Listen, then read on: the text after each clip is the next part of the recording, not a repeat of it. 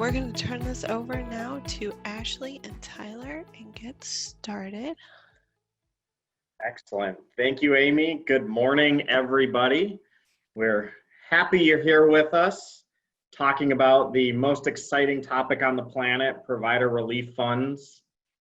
And I'm sure you're all excited to get moving here. I'm Tyler Bernier. I'm a partner in our Oklahoma City office, and Ashley Brandt Duda out of our Fargo office is with me as well. And I'll let her add a little bit more if she wants, but ultimately we've kind of been trying to stay on top of this provider relief fund and all things COVID, and you can imagine how exciting that is. So we are planning to share all of that knowledge with you today with a quick disclaimer that everything that we know now is based on today, and clearly we've noticed through everything that information changes on a daily basis. So make sure to check back. Eide Bailey will continue to provide articles, updates, etc. as items change. And that's kind of the world we're living in, right? I mean, as soon as we're done, I guarantee there's something different. So just a general disclaimer there. When many of you signed up for this, you probably thought, all right, I'm going to get to learn about what reporting requirements we're going to need, and maybe I'll have some guidance on how to spend these funds and what else we may be able to do, because HHS said on August 17th, we're going to give you some detailed instructions, which will provide a lot more guidance. And again, like all things COVID, on August 14th, they said, well, we're not really going to do that. We're going to kind of give it to you later. So we're pivoting a little bit, and we're going to provide you with what we know to date.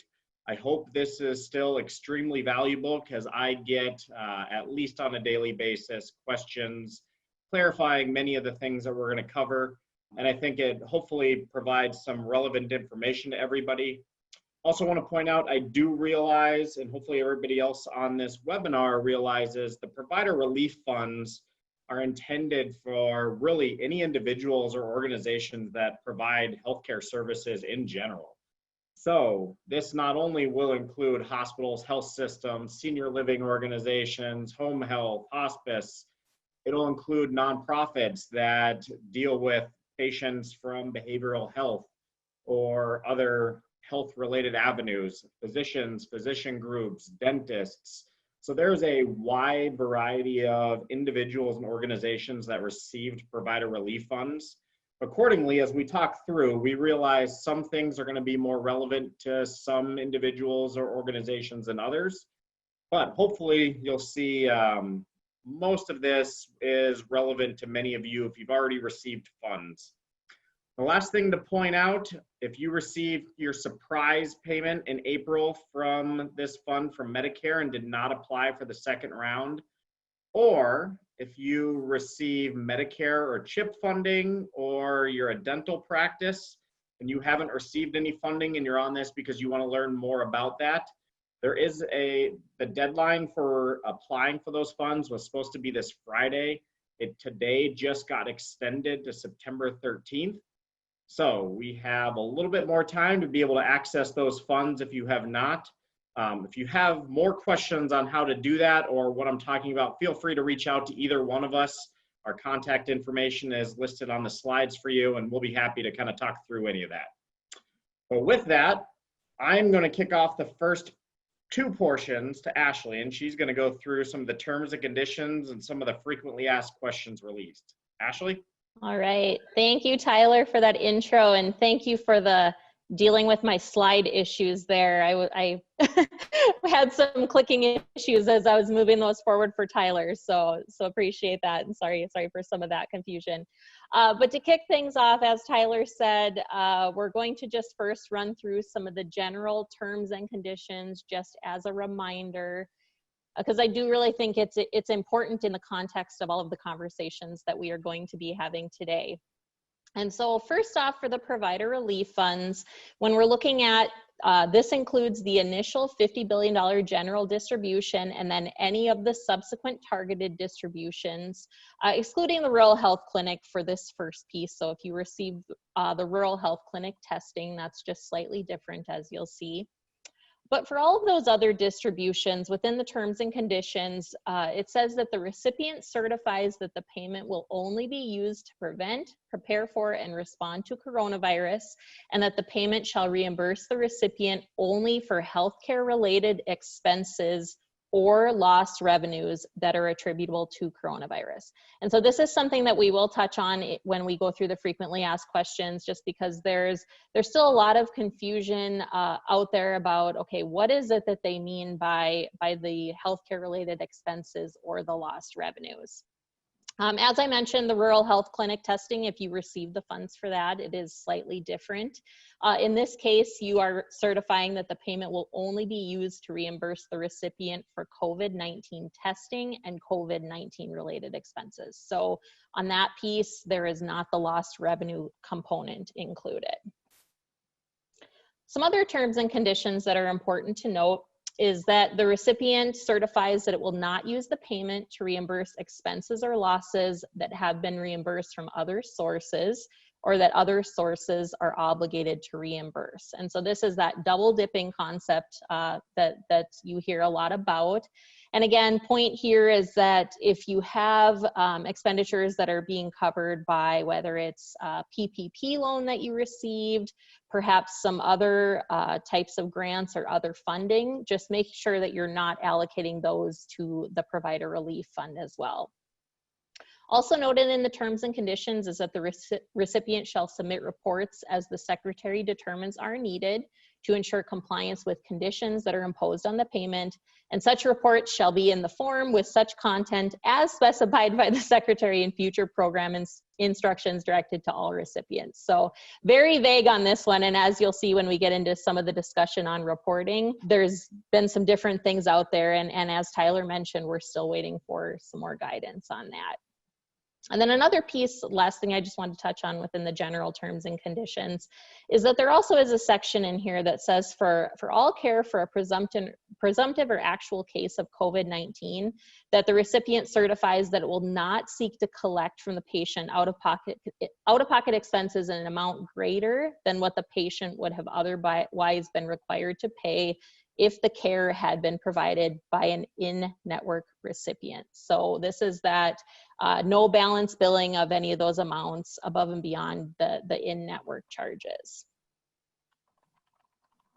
Okay, and so now to get into some of the reporting and frequently asked questions. As Tyler mentioned, we were hoping to have more information on reporting, and while there was a little bit of guidance out there, still not really that full detailed guidance that we were looking for, but we will just discuss what is it that we know as of today. And so within the original terms and conditions that came out for the Provider Relief Fund, there was a section in there that said that all recipients who receive at least $150,000 are required to submit quarterly reports to HHS and to the Pandemic Response Accountability Committee. And so this piece was directly within the CARES Act, requiring this $150,000 reporting if you're above that level. So there were a lot of questions out there on what does this look like. So HHS back in June, on June 13th, released an FAQ that said, at this time, recipients do not need to submit a separate quarterly report in order to meet this CARES Act guideline. So for now, when you see that in your terms and conditions, just know that you don't have to perform separate quarterly reporting at this time.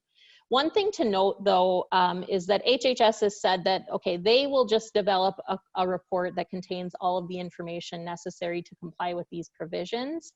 But when they're pulling that information based on the attestations that you have submitted for your funds. And so while with the funds, you know, if you don't attest within, I believe it's 90 days on all of them, that you are automatically considered to have attested, it's still a good idea to go in and attest to make sure that you're part of that quarterly reporting process that HHS is doing.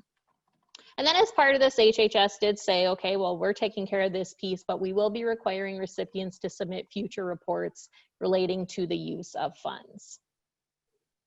And so that brings us to August 14th, when we were longly waiting the information that would come out on what the future reporting would look like. And so what HHS did say is they issued this notice that said that recipients that received one or more payments exceeding $10,000 in the aggregate would be subject to future reporting requirements. And so this $10,000 was different because essentially the terms and conditions said $150,000, but now HHS has said, well, no, to us, we are going to require reporting for any payments receiving that exceeded $10,000. So big difference there. That's going to capture, I think, a lot of providers that would not have been within that reporting requirement before. They've also said that the reports will allow providers to demonstrate compliance with the terms and conditions, including use of funds for allowable purposes. So again, we don't know what that will look like, but just knowing that they are going to be looking for you to show that you have used those funds for allowable purposes. Also on the reporting, they did give us some information regarding timing. And so what they have said on the timing of the reports is that there will be a reporting system and that it will be made available to recipients starting on October 1st. And so there is supposed to be more information coming out prior to October 1st. We will see what that date is. But essentially what they've said is that it will open on October 1st and that all recipients must report within 45 days of the end of calendar year 2020 on any expenditures that they incurred through December 31st of 2020. So in other words, February 15th, that's a very important date everyone should remember, as February 15th, 2021 is going to be your first reporting deadline for any expenses that you incurred in 2020. It's also said that for any recipients who have expended their funds in full prior to December 31st of 2020, they can submit one final report at any time prior to that February 15th. So once the reporting mechanism comes out in October, if you have expended all of your funds, you can go ahead at any time and submit your final report. What they also said is that if recipients that have funds that were unexpended after December 31st, 2020, which I think will be a lot of you, you then must submit a second and final report no later than July 31st, 2021. So that's another very important date, is again the February 15th for the first report, July 31st, 2021 for the second report. And then they are going to be releasing more detailed instructions, hopefully to come soon, on what this will look like and the necessary elements of the report. Okay, so now we'll just run through a few more frequently asked questions as it relates to the provider relief funds. And so the first one here I alluded to initially when we were talking through some of the terms and conditions is that there is a question out there specifically related to the expenditures and lost revenues. And so what the question was is that the terms and conditions state that the provider relief fund payments will only be used to prevent, prepare for, and respond to coronavirus and shall reimburse the recipient only for healthcare related expenses or lost revenues that are attributable to coronavirus. And so what expenses or lost revenues are considered eligible for reimbursement? And so first off, we'll just touch on the first piece of that question, which is the healthcare related expenses. And so within the FAQ, HHS has clarified that they said the term healthcare related expenses attributable to coronavirus is a very broad term, and it could really cover a range of items or services that are really used to prevent, prepare for, or respond to coronavirus. And so I won't read through all of these here, but I think the key is, as you're reading through when you think of these expenses, is just what are those additional items or expenses that you incurred that you really would not have had the pandemic not happened. So, you know, some of the items, additional supplies, equipment, training of your staff, any staff that you've had to utilize to develop or work in an emergency response center. So I think here again, just being creative and really thinking through, okay, what did we change as part of our processes or what we do? And then making sure that you're capturing and documenting those as those healthcare related coronavirus expenses. Also within the FAQ on the expenses, HHS did note that providers can use the provider relief fund payments for expenses that are incurred on any date even dates prior to when you receive the payment, as long as, of course, the expenses are following the criteria established. And so I think this one's important because a lot of providers receive payments potentially in May, June, even recently. And of course, the coronavirus pandemic started back previously this year. So I think that's just important to keep in mind that you can go ahead, even if you're still receiving funds now, if you have those previous expenditures or lost revenue, that you can allocate those funds to those. Only thing that they did note on the timing, though, is that they said that they expect that it would be highly unusual for providers to have incurred eligible expenses prior to January 1, 2020. And of course, again, just timing of the pandemic, that probably doesn't come as a surprise to any of us.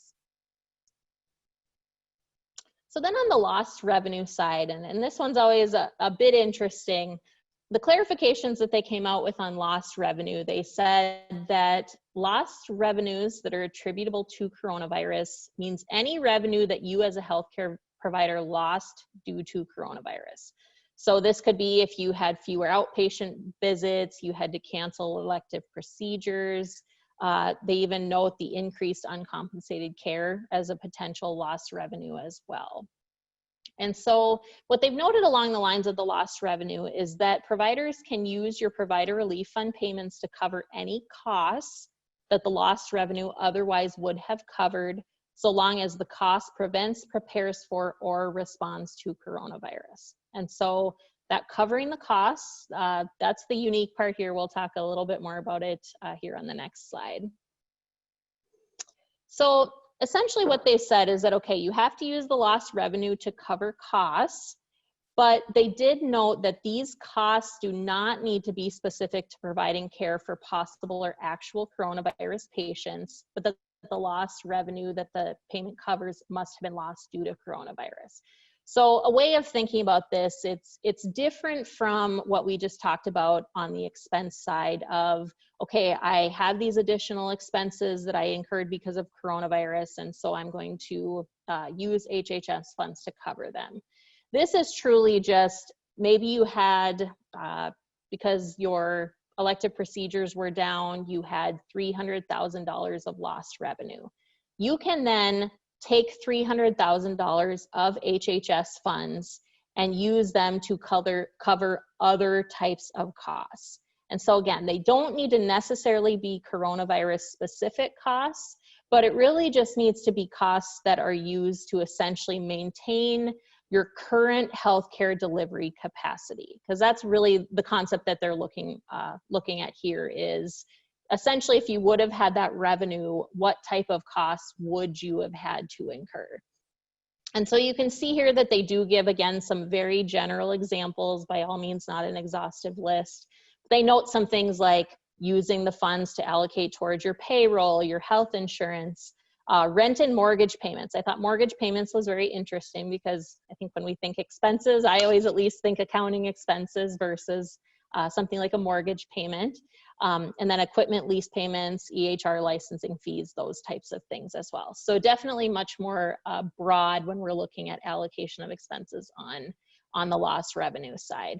I think the important part here, though, is that you do need to allocate and have in mind what expenses you are going to be covering with your lost revenues, and then making sure that you are documenting that, because that is something that HHS will likely be looking for. Also, along the lines of lost revenue, there's a lot of questions out there about, okay, well, how do I come up with this number? It's very vague. There's a lot of different ways of looking at it. And so what HHS has said is that providers may use any reasonable method of estimating lost revenue compared to the same time period had COVID-19 not happened. And so within the FAQ, they also mention specifically budget to actual. They talk about comparing revenues to the same period in the previous year. But they also just leave the disclaimer out there of, this is really any reasonable method. So I think it's definitely good to look at this a couple of different ways and really just figure out what is it that makes the most sense for your organization as a whole. Okay, next frequently asked question that we have here is in regards to transferring general distribution payments. So what was asked is, can a parent organization transfer general distribution provider relief fund payments to its subsidiaries? And so the answer to this one is yes. So if you have, as a parent, have those general distribution funds, you can actually take and you can allocate those across to your subsidiaries as you see fit. So again, as the disclaimer, you have to follow the terms and conditions, use them for the purpose that's required, etc. But point being is that you do have discretion with those general distribution payments and how those are allocated. So next question relates to the targeted distribution payments.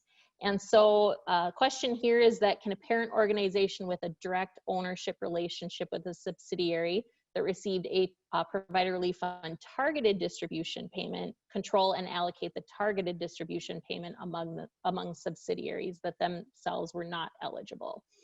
And so this would be, for example, if you're an organization and you own a number of skilled nursing facilities. So each organization or each facility would have received its own payment.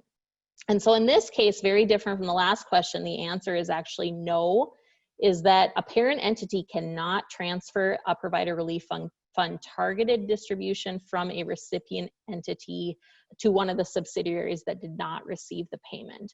And I think really the thought process here is that since these are more specific, so more targeted to certain areas, is that they do not want those payments allocated amongst the different subsidiaries.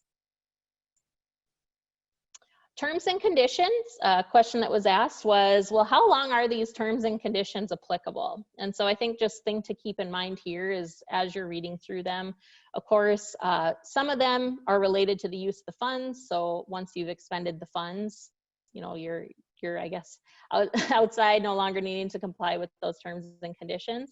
But I think the key part here is that for some of the terms and conditions, like maintaining your records, that is actually with from 3 years of the date of the final expenditure. So really key point here is just keep in mind, once you've expended everything, you've reported, this is still something that you will need to make sure that you're following and maintaining that documentation for at least 3 years. So what do you do if your payment that you received is greater than expected or received in error?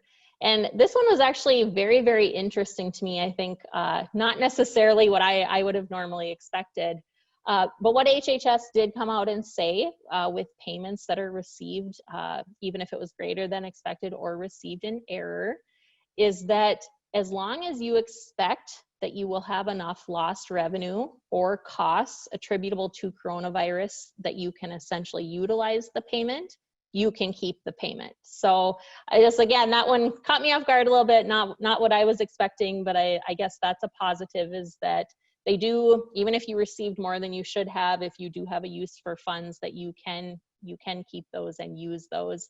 They do, of course, add the disclaimer, though, that if you don't anticipate that you will be able to use them, that you should actually reject that payment then at that time. Time period to use the funds.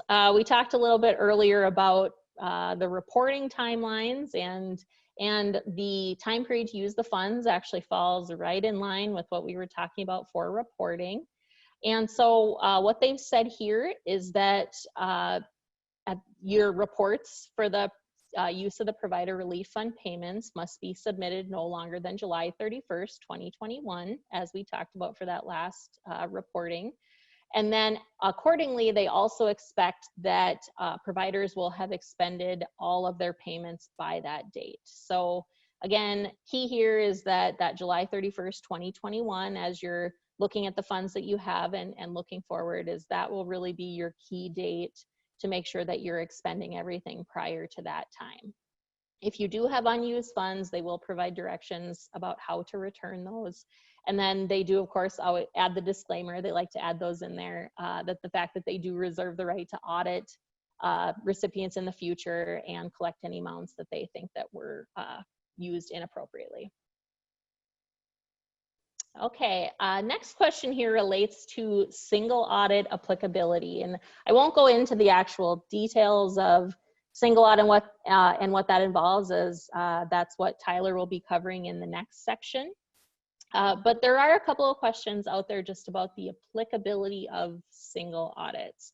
And so first question is, are provider relief fund payments to non-federal entities, so that'd be your states, local governments, tribes, etc., subject to single audit? And so what HHS has said is that both the provider relief fund general and targeted distribution payments, which are essentially the payments that we've been talking about today, and any of the uninsured testing and treatment reimbursement payments, so if any of you have applied for those would be included as well. Any of those payments are considered to be federal awards and must be included in determining whether an audit will require a single audit. And so something to keep in mind as well for these types of organizations is that you also might have received other types of funding, whether that's just normally you receive some federal grants, or perhaps you've received a FEMA grant or some other grants as part of COVID-19. But just to keep in mind that these should also be included on that schedule of expenditures of federal awards, along with any other federal funds, in determining whether a single audit is required. And then similar question is that our provider relief fund payments to commercial or for-profit organizations subject to single audit. And so this is always was a unique question when the funds first came out, because of course usually for-profit organizations are not subject to single audit. So basically what they came out and HHS said is that for any true commercial or for-profit organizations that receive $750,000 or more in annual awards will have two options of what they can do. And so the first one is a financial related audit of the award or awards that's conducted in accordance with government auditing standards. And then the second one is the audit in conformance with the requirements of 45 CFR 75 subpart F, which is single audit, essentially. So long story short is yes, your for-profit organizations are going to be subject to very similar types of audit requirements if you receive more than $750,000. We're still waiting for some more guidance on exactly what the financial related audit of the awards and some of that will entail. I know that's something that the AICPA is working on within the healthcare expert panel and some of those areas. But essentially, hopefully more information to come as more information is just released on the general single audit requirements as well.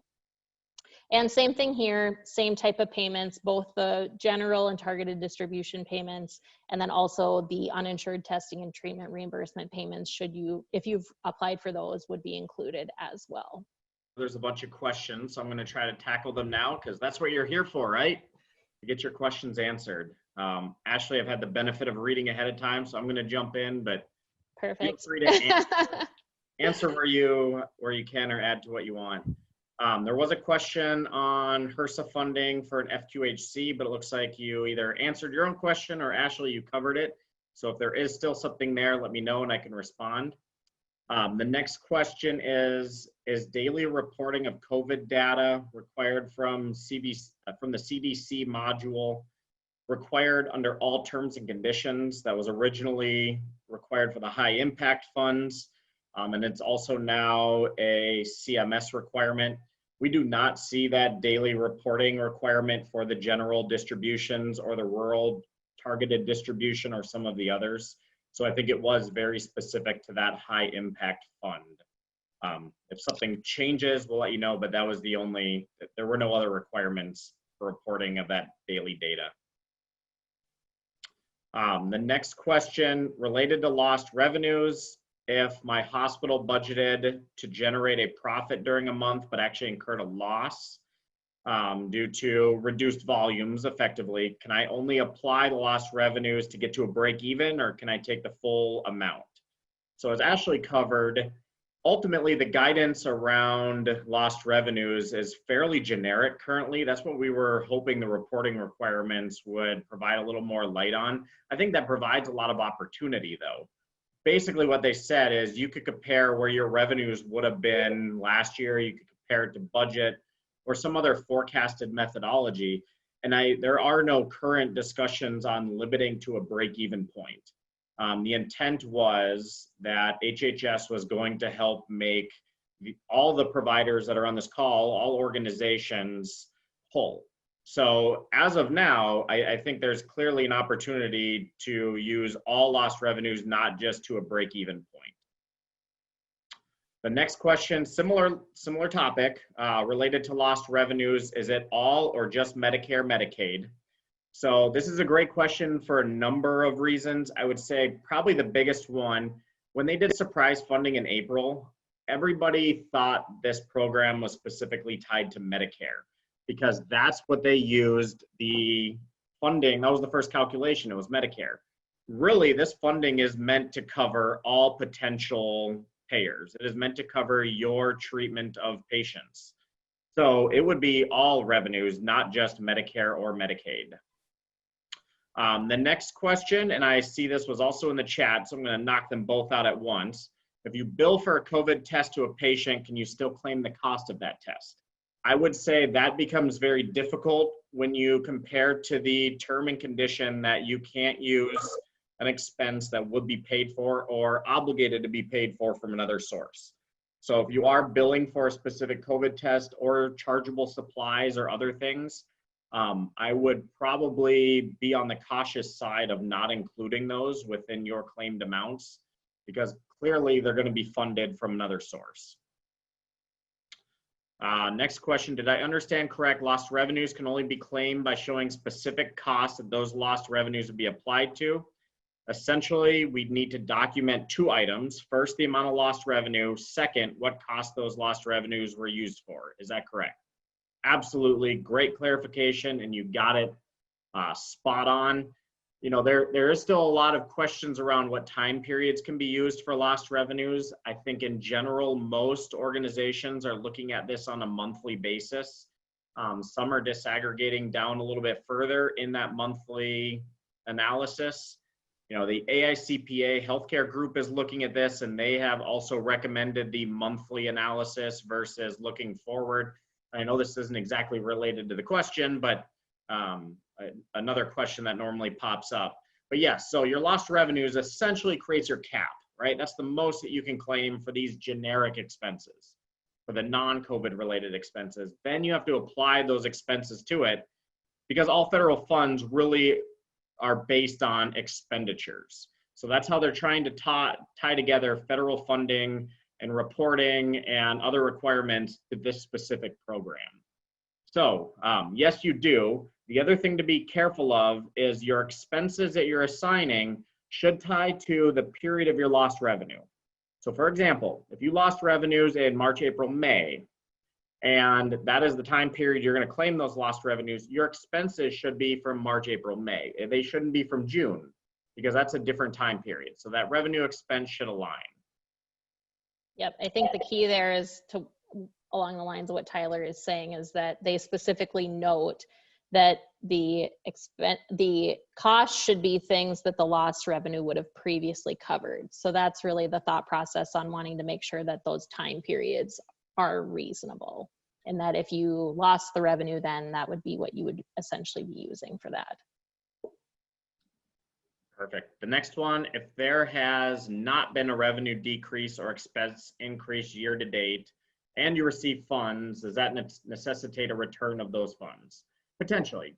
So as Ashley pointed out, the reporting requirements basically put an end date of July 2021. So you have until that point in time to be able to identify costs. As again, we're all probably fairly aware, we're still in the middle of this, so we have no idea what the future may hold. There are available avenues to return those funds.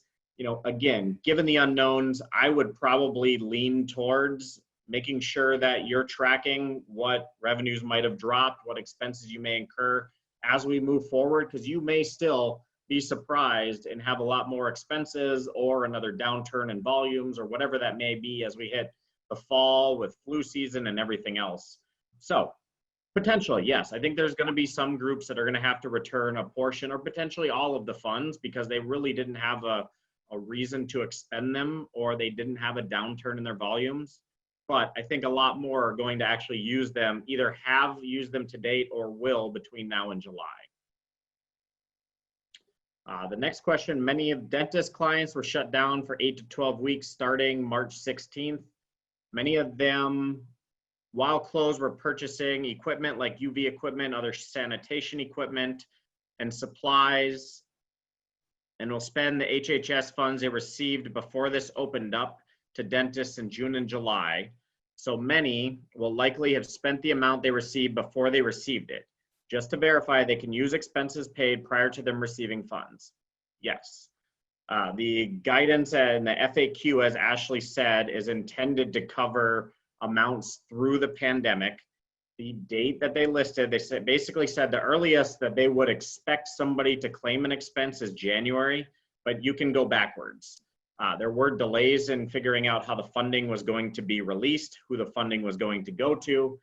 As we said, in April, there was a surprise payment. Nobody clearly knew that was coming, but we were all in the midst of dealing with this because we were shut down in March. So yes, we'll be able to utilize those funds backwards. Again, be careful in going back further than that January date. I'd be surprised if anybody will, though. Lost revenues covering fixed cost expenditures, thoughts on it covering distributions that are typical and recurring, quarterly tax distribution payments, for example. And I think that same question had to do with recurring distributions in the chat box. I would probably be hesitant towards using it towards those distributions. Distributions are generally an excess profit generating activity. And the reason to cover taxes is generally because of profits. So again, HHS, the intent was to make organizations whole, but not necessarily provide them with excess profit numbers. So hopefully we'll get a little bit more clarification, but I think as of now, that's probably a somewhat risky area in what's been released thus far as expenditures, allowable, et cetera. Yeah, Tyler, I see too that there's a number of questions out here in relation to PPP. And so, yes, you cannot utilize any costs for HHS that you have already allocated to PPP. You need to make sure that if you're allocating costs to one or the other, it needs to be that way. It cannot be both. I know someone specifically had the question, since PPP can only be used for salaries up to $100,000, can HHS funds be used for salaries above and beyond the $100,000? And I would say the answer to that is yes. For if a couple of things apply. So as Tyler will talk about further in his slides, HHS does also have a salary limitation as well. 197.3. Did I say that right, Tyler? Yes, he's nodding. All right. So there is a salary limitation there as well, but definitely that you can fill some of that gap. And then also just to note that those salaries would either have to be, you would either have to have lost revenue attributed to them, or they would have to be essentially coronavirus related salaries. So just a little something to keep in mind there. Perfect. And I know there's a couple more. I'm going to let Ashley read ahead on them, and I'm going to hit the next slides, and then we'll try to tackle them at the end. But we appreciate the questions, because I know if one of you has them, I guarantee many more do as well.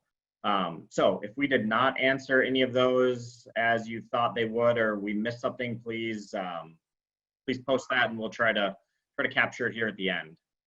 So the next portion, single audit compliance requirements. There will be some of you that can probably ignore this because you won't be required to follow single audit requirements. However, it's probably worth paying attention from the fact that if HHS decides to audit any of these funds, whether from inspector generals or other sources, then they're likely going to be following this guidance. This is a quick overview. We could easily do a double session on single audit compliance requirements. So this is intended to be kind of an overview for those of you, especially the for-profits, that have never been aware of single audits. So again, as Ashley mentioned, if you received and expended in your fiscal year over $750,000 in total federal funds, provider relief funds count, PPP does not, so that's maybe another clarification, then you'll be required to comply with the single audit. So what is the single audit? It's basically a federal funds audit in which the controls are reviewed and compliance over specific requirements are covered. And there are a number of requirements that are listed here for all federal programs. So this isn't just for the Provider Relief Fund. And I'm going to touch on the ones that are going to be potentially relevant for the Provider Relief Fund as you work through stuff. So the first one, activities allowed or unallowed, pretty easy. It basically says this is really what can you use the funds for? And in essence, to prevent, prepare for, respond to coronavirus. So if you're using your general operations, you're probably going to be all right. But you can see some of the cannot be used for activities, such as lobbying, abortions, embryo research, etc. So just be aware of that. I think that's probably not going to pop up too much.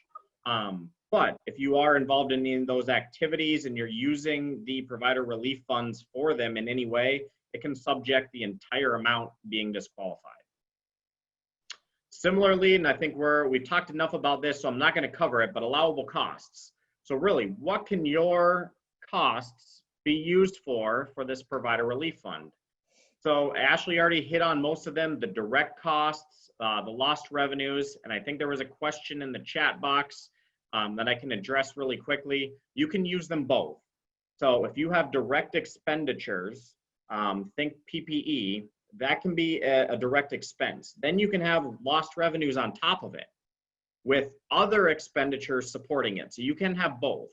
But those are going to be your allowable costs. So are they following all of these requirements? Are they necessary and reasonable?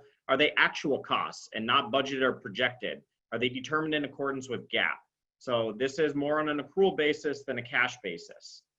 And probably if there's one thing to take away from all of this, things need to be adequately documented and supported. So if you haven't started yet, please start tracking all of these items.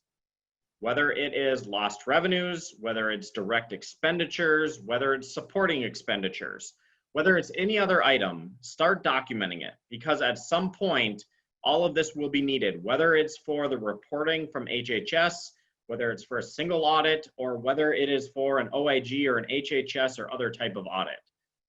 So I would start that now if you haven't. And another reminder, you can't double dip. So if you have funding from PPP, if you have a HRSA grant for an FQHC, if you have other federal programs, if you're billing for services, as was questioned earlier, all of those would qualify. Cost limitations, mentioned the no double dipping, and then Ashley covered the 197.3. See, told you, spot on. And yes, PPP will cover up to $100,000. As of now, the understanding, the interpretation is you can cover the difference, and this is in an FAQ, the difference between the 197 and the 100 can then be applied to the provider relief funds. Cash management. So this is an interesting one because not much has been released on this. Here's the general rule under a single audit, under uniform guidance. If you receive deposits ahead of time, which most of us did for this program, then the interest earned on those can be kept for up to $500 per year for administrative expenses. Otherwise, the extra amount needs to be remitted to HHS. So again, nothing's been released here, but this is what is intended to cover all federal programs. So seemingly, this may cover the provider relief funds. And I think we need to be aware of that. So it's probably worth identifying where you put these funds and how much interest has been earned, because that amount may need to be sent back. And again, clarification, nothing's been released here, but this is kind of generic. Equipment and real property management. So if you have purchased equipment or fixed assets under the Provider Relief Fund, the federal government requires that all property records be specifically tracked, that these are federal program funds. A physical inventory has to be taken at least every other year. And if you do dispose of any of those assets that were acquired with federal funds, anything in excess of $5,000 fair market value may need to have some remittance back to that agency. So if you do purchase fixed assets, I think the most important piece is make sure you're tracking those and identifying them, because you may need to track them going forward. Period of performance, we already covered this a few times, but you can go back. HHS said the earliest they're expecting is January 1st, 2020, and you can go forward. So they basically put an end date as of now of July 2021. So that would be the period in which you can claim those funds. If you're outside of that period, and this may become more applicable as we move closer to the July 2021 date, we might need to be cautious of that. Now the big dog. And I point this out because many of you probably have not received federal funding in the past. And if you haven't, you probably have never had to consider or pay attention to procurement or suspension and debarment. So procurement is essentially, how do you purchase items? How do you deal with vendors? And under federal policies, there's a specific procurement policy that needs to follow federal statutes. And sometimes there's state requirements that are even more stringent.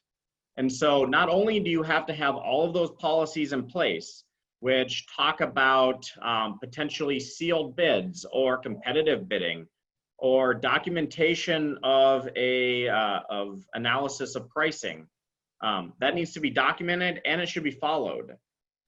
There's also a suspension and debarment item, which says for federal funds, you can't enter into a covered transaction with parties suspended or debarred from receiving federal funds.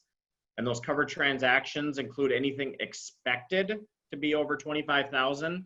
So it doesn't mean your first invoice is over that amount. You need to do a search for them on sam.gov and track that. Now, as of now, nothing's been released that said that you need to follow all of these for this provider relief fund.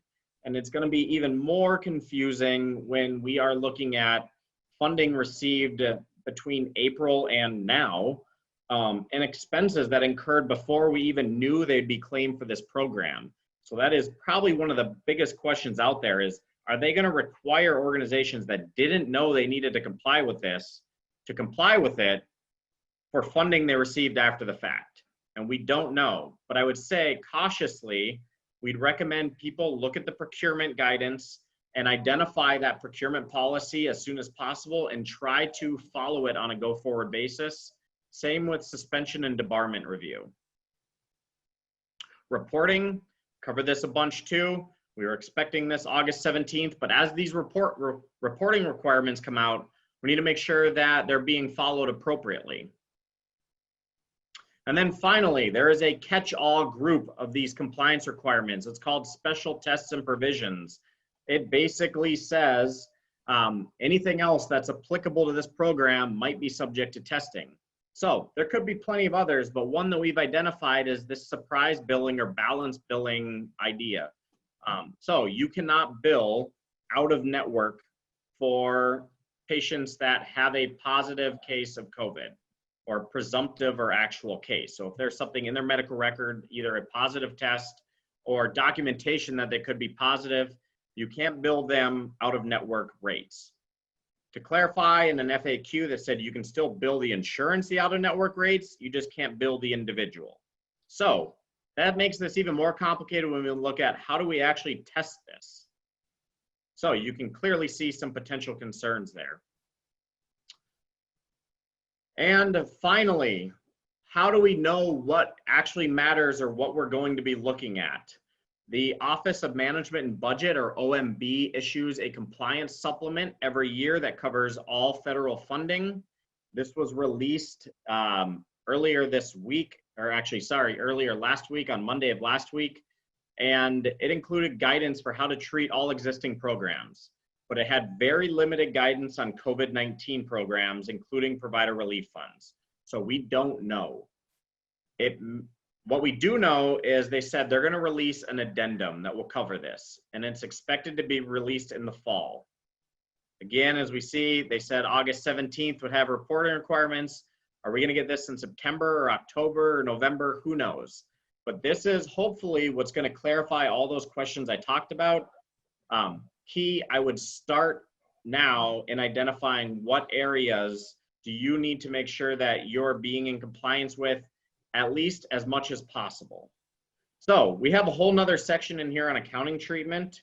I know there's been a bunch of questions on when you'll get slides. You'll get them in when we send out the follow-up email from Amy. In lieu of time, and because we have a lot more questions, I'm going to skip it. You have the guidance that's listed here. Feel free to reach out to either Ashley, myself, another Eide Bailey representative. We'll talk through the accounting treatment all day long. So hopefully this provides some.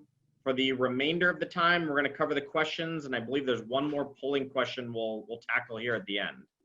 So Ashley, do you want to? Yep, absolutely. I've been reading through them here.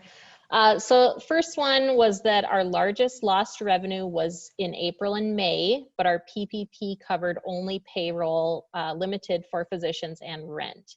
So how do we line the expenses up with the largest expenses being covered in the PPP?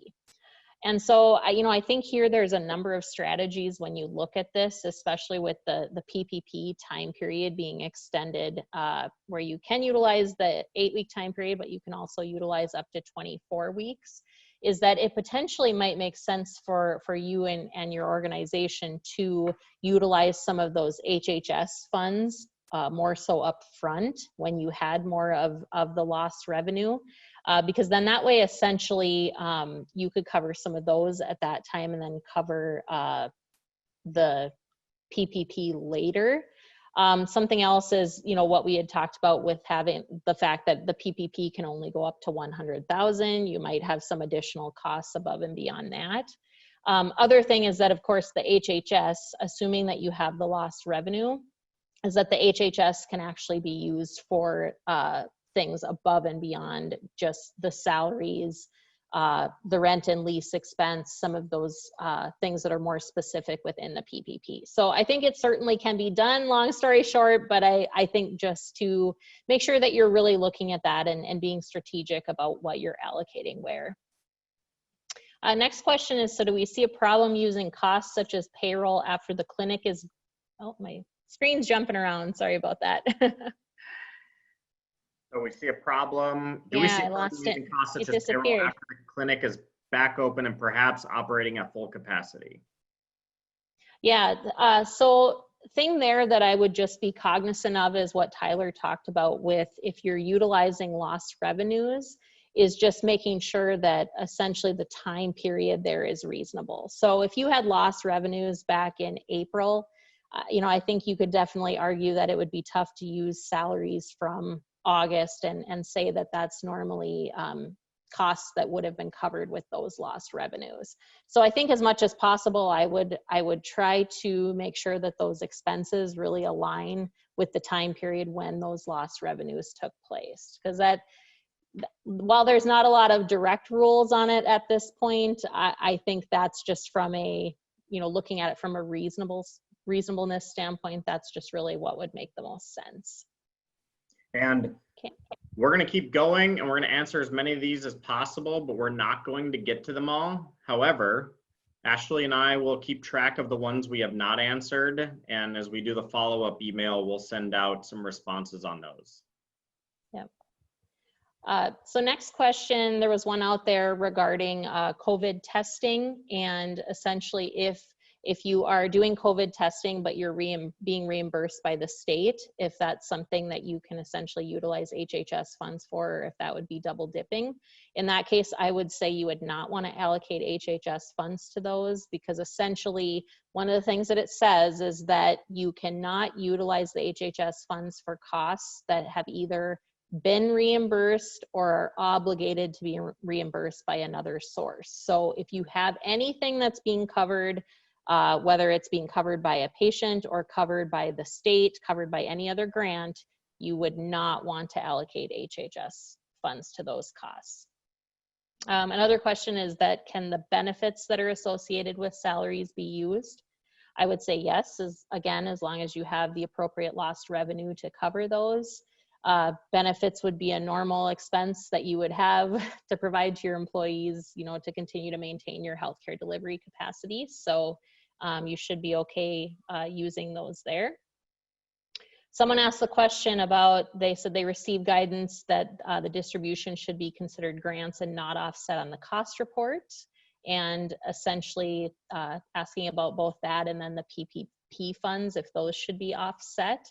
While there has not been specific guidance yet, some of the indications that we are getting is that that the HHS funds would likely not need to be offset on the cost report. PPP along those same lines. First, we were hearing that they would need to be, and of course, there was a lot of information and discussion out there, and so now it sounds like CMS is backtracking a bit on that. So we're not sure, but I think the indications right now is that they hopefully will not be. So cross your fingers on that. As of right now, we're all operating under a tweet by CMS Yeah. on the fact that after they released guidance that said PPP would be offset, and there was such backlash, they stepped that back a little bit, but they have not released anything official on PPP, and they have definitely not released anything on provider relief funds, unfortunately. But again, based on that tweet, which I guess is what we live by these days. It's basically authoritative at this point. I guess so. These days. Well, we very much appreciate everybody's time. Amy, Ashley, thank you. As I said, our contact information is there. I know we covered a lot. We'll probably be looking to do another one of these when we are fairly sure the actual reporting requirements come out, and then we can also tackle probably more questions as we move through things. But in the meantime, feel free to reach out to either one of us or your Eide Bailey representative, and hopefully we can get you whatever answers you need, because we know that there's a lot of questions in this space. All right. Yes. Well, thank you all so much for attending, and thank you to our presenters, and we will pull that report and answer your questions offline. So thank you guys. Have a great day.